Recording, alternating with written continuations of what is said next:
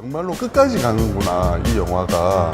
그런 점이 저는 상당히 마음에 들었어요. 유니버셜 몬스터를 이제 현대적이나 독립적으로 해석을 하자. 안녕하세요. 시사후 구구 이학후입니다. 안녕하세요, 이용철입니다. 에비게일은 좀 다른 지점보다 제작사를 좀 유심히 볼 필요가 있거든요. 그래서 제가 제작사에 대해서 좀 알아봤습니다. 제작사가 라디오 사일런스 프로덕션이라는 회사인데, 이게 에비게일의 연출을 맡은 팻 베티넬리 올핀하고 타일러 질렛 감독 등이 2021년에 설립한 미국의 영화 및 TV 제작사거든요. 악마의 탄생, 사우스바운드 죽음의 고속도로, 레디 오어 낫, 스크림 6, 에비게일 등을 제작을 했습니다. 그러면 이제 이 감독들의 영화만 만들었냐? 또 그건 아니고, 그 외에도 호러 옴니버스로 유명한 VHS, VHS94, VHS99, VHS85, 그리고 이제 또 다른 옴니버스 영화인 포비아 등을 제작하면서 신생 호러 브랜드로 좀 떠오르고 있거든요. 에비게일 이후에 또 뭐를 작업을 하나 봤더니, 현재 가이 리치의 하이스트 무비인 젊음의 샘을 FTV 플러스로 공개할 예정이고, 존 카펜터의 뉴욕 탈출의 후속작을 지금 개발 중이라고 그러더라고요.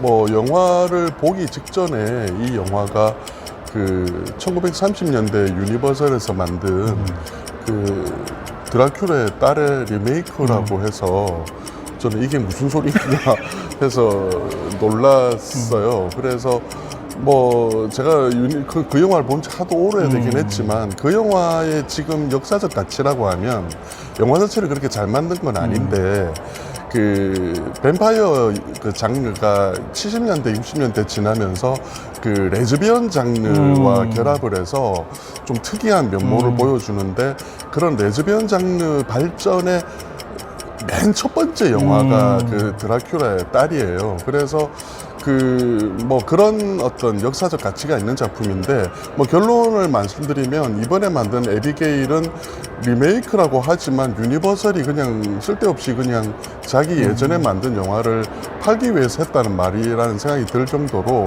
그 드라큘라의 딸과는 뭐 별로 상관이 없는 작품이고, 그리고 어떤 캐릭터 면에서나 영화적 면에서 뭐 어떤 남다른 의미를 찾을 수 있는 작품은 아니었습니다.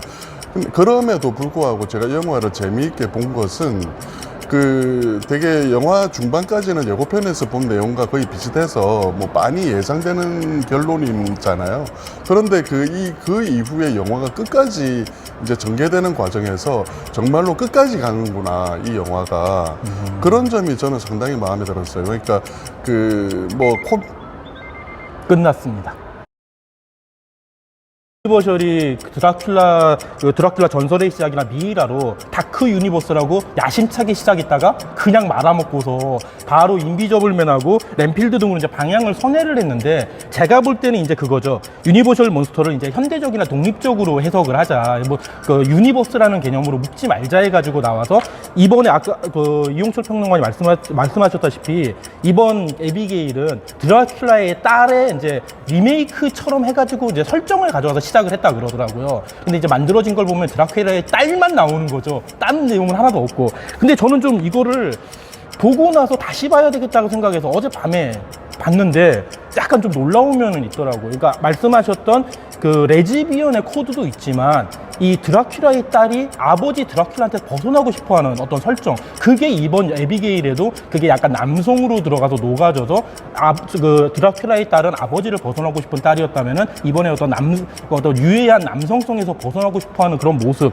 그런 게 나와가지고 좀 새롭게 재해석을 했다는 면이 있었고, 그 극 중에 나오는 에거사 크리스티의 그리고 아무도 없었다를 또 그 창조적으로 녹여가지고 그 집어넣은 점, 그게 되게 좋았습니다. 그리고 이 영화는 뭐 그냥 바로 비교할 수 있는 거는 황홀에서 새벽까지라고 생각을 하거든요. 그러니까 중반 이후 바로 어떤 장르가 변해버리는 거. 근데 이 영화는 또 예고편에서 모든 걸 공개해서 좀 아쉽고, 또 이제 그런 면에서 본다면 맨 인 더 다크라든지 나홀로 집의 어떤 그 뒤집혀지는 고양이와 쥐 관계, 그런 거를 좀 많이 좀 재해석한 것도 좋았고, 또 꼭 봐야 되는 영화가 이 감독들의 전작, 이번에도 실패하셨습니다.